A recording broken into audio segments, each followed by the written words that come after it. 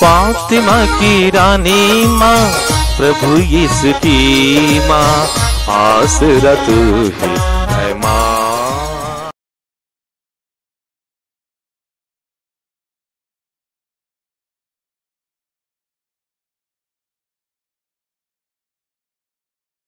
पहला पाठ प्रेरित चरित्र अध्याय 7 पद संख्याएं 51 से 59 तक। स्तेफनुस ने जनता, नेताओं और शास्त्रों से यह कहा, हठ धर्मियों, आप लोग ना तो सुनना चाहते हैं और ना समझना। आप सदा ही पवित्र आत्मा का विरोध करते हैं, जैसा कि आपके पूर्वज किया करते थे। आपके पूर्वजों ने किस नबी पर अत्याचार नहीं किया? उन्होंने उन लोगों का वध किया जो धर्मात्मा के आगमन की भविष्यवाणी करते थे। आप लोगों को स्वर्गदूतों के माध्यम से संहिता प्राप्त हुई, किंतु आपने इसका पालन नहीं किया और अब आप उस धर्मात्मा के विश्वासघाती तथा हत्यारे बन गए हैं। वे स्तेफनुस की बातें सुनकर आग बबूला हो गए और दांत पीसने लगे। स्तेफनुस ने पवित्र आत्मा से पूर्ण होकर स्वर्ग की ओर दृष्टि की और ईश्वर की महिमा को तथा ईश्वर के दाहिने विराजमान यीशु को देखा। वह बोल उठा, मैं स्वर्ग को खुला और ईश्वर के दाहिने विराजमान यीशु को देख रहा हूँ। इस पर उन्होंने ऊंचे स्वर से चिल्लाकर अपने कान बंद कर लिए। वे सब मिलकर उस पर टूट पड़े और उसे शहर के बाहर निकालकर उस पर पत्थर मारने लगे। गवाहों ने अपने कपड़े साउल नामक नवयुवक के पैरों पर रख दिए। जब लोग स्तेफनुस पर पत्थर मारते थे तो उसने यह प्रार्थना की, हे प्रभु यीशु, मेरी आत्मा को ग्रहण कर। तब वह घुटने टेक कर ऊंचे स्वर से बोला, हे प्रभु, यह पाप इन पर मत लगा। और यह कहकर उसने प्राण त्याग दिए। साउल इस हत्या का समर्थन करता था। प्रभु की वाणी। ईश्वर को धन्यवाद। भजन अनुवाक्य। हे प्रभु, मैं अपनी आत्मा को तेरे हाथों सौंप देता हूँ। हे प्रभु, मैं अपनी आत्मा को तेरे हाथों सौंप देता हूँ। तू मेरे लिए आश्रय की चट्टान और रक्षा का शक्तिशाली गढ़ बन जा, क्योंकि तू ही मेरी चट्टान है और मेरा गढ़। अपने नाम के हेतु तू मेरा पथ प्रदर्शन कर। अनुवाक्य। हे प्रभु, मैं अपनी आत्मा को तेरे हाथों सौंप देता हूँ। हे प्रभु, मैं अपनी आत्मा को तेरे हाथों सौंप देता हूँ। मैं अपनी आत्मा को तेरे हाथों सौंप देता हूँ। हे प्रभु, तू ही मेरा उद्धार करेगा। प्रभु पर ही मेरा भरोसा है। तेरा प्रेम मुझे मिल जाए और मैं आनंदित हो उठूंगा। अनुवाक्य। हे प्रभु, मैं अपनी आत्मा को तेरे हाथों सौंप देता हूँ। हे प्रभु, मैं अपनी आत्मा को तेरे हाथों सौंप देता हूँ। अपने सेवक पर दया दृष्टि कर। तू दया सागर है, मुझे बचाने की कृपा कर। जो तुझ पर भरोसा रखते हैं तो उन्हें अपने हाथ पर रख कर मनुष्यों के षड्यंत्रों से उनकी रक्षा करता है।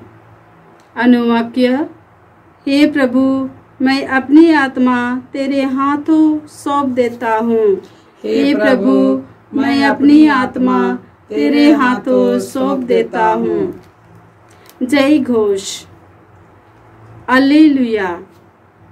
प्रभु कहते हैं, जीवन की रोटी मैं हूँ। जो मेरे पास आता है उसे कभी भूख नहीं लगेगी। हालेलुया। प्रभु आप लोगों के साथ हो और आपकी आत्मा के साथ। संत योहन के अनुसार प्रभु यीशु ख्रिस्त का पवित्र सुसमाचार। हे प्रभु तेरी महिमा हो।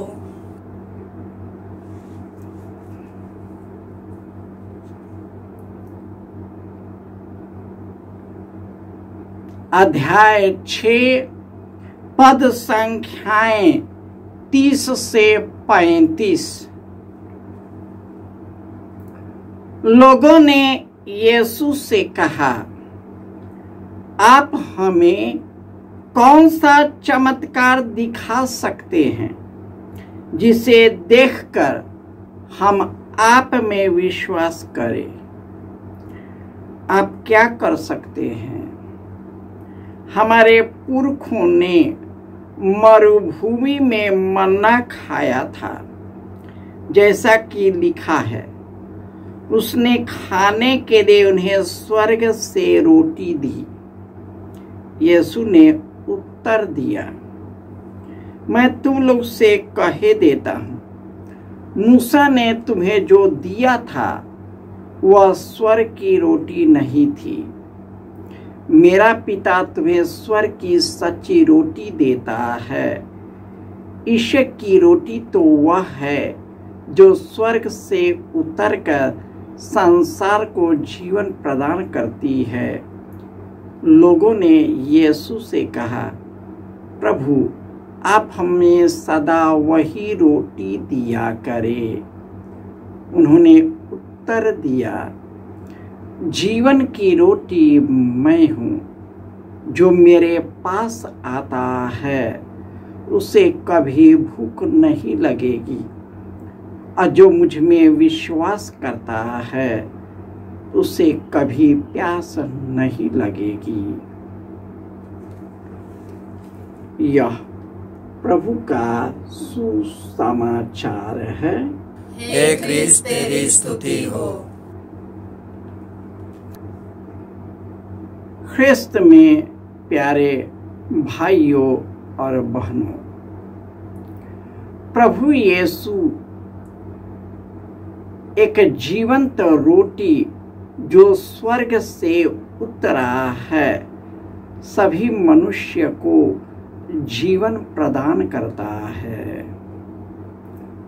उनका जीवन अनंत के लिए है, इस सीमित जीवन के लिए नहीं। प्रभु यीशु अपने जीवन के द्वारा, अपने दुख भोग के द्वारा, अपनी मृत्यु और पुनरुत्थान के द्वारा उन्होंने यह पुष्टि कर दिया है कि वही स्वर्ग की उतरी हुई सच्ची रोटी है। वही पुनर्जीवित यीशु जो शिष्यों के लिए जीवंत रोटी बन गए, उन्हें पवित्र आत्मा से भर दिए, वही शिष्य यीशु के लिए अपना जीवन अर्पित करता है। और आज के पहले पाठ में स्तेफनुस, जो पवित्र आत्मा द्वारा संचालित था, अब पुनर्जीवित यीशु के सामर्थ्य को देख रहा था, वही चीज लोगों को बताया। लोगों को उसने बताया कि तुम लोग ना ईश्वर के वचन को सुनना चाहते, तुम सदा पवित्र आत्मा का विरोध करते हो, जैसे कि तुम्हारे पूर्वजों ने किया कर दिया है। तुम्हारे पूर्वजों ने नबियों पर अत्याचार किया, धर्मात्माओं को मार डाला, और यह सब तुम कर रहे हो क्योंकि तुम अनंत जीवन में विश्वास नहीं करते। प्रभु यीशु जो रोटी बनकर इस दुनिया में आया, तुम उसके हत्यारे हो। और वे आग बबूला हो गए और उनको मारने लगे। मरते हुए स्तेफनुस ने स्वर्ग में विराजमान यीशु को देखकर चिल्ला उठा कि मैं तो पुनर्जीवित यीशु का सामर्थ्य को देख रहा। और इस तरह वे लोग मार डाले। स्तेफनुस को जब मार रहे थे तो उसने इस तरह प्रार्थना किया, हे प्रभु यीशु, मेरी आत्मा को ग्रहण कर। और ऊंचे स्वर से बोला, हे प्रभु, यह पाप इन पर मत लगाना। जो ईश्वर के बंदे हैं वे ईश्वर के सदृश बन जाते हैं, क्योंकि हम भी उनके सदृश्य बनाए गए हैं। ईश्वर के सदृश्य का मतलब होता है कि ईश्वर का आत्मा हम में निवास करता है, जो अपनी पवित्रता की ओर ले चलता है। परंतु मनुष्य इसी शरीर की वासना और जब संसार में फंस जाता है, वह ईश्वर से दूर चला जाता है। परंतु जो ईश्वर चट्टान की तरह हमारी रक्षा करता है, वही शक्तिशाली उद्धार करता है, हमारी चट्टान है, हमारा गढ़ है, हमारा पथ प्रदर्शन करता है।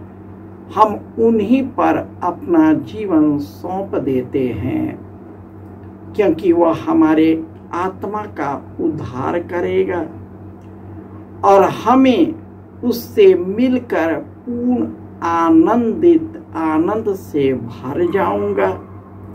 और इस तरह मनुष्य के षड्यंत्र जो इस संसार में चलता है, सब कुछ समाप्त हो जाएगा। इसलिए हमें डरने की जरूरत नहीं है। जो भी जीवन हमें मिला है, उस जीवन से पुनर्जीवित यीशु जो हमारे अंदर में निवास करता है, उसके मार्ग, सत्य और जीवन पर चलते रहे और अनंत जीवन की ओर अग्रसर करते रहे। जय यीशु।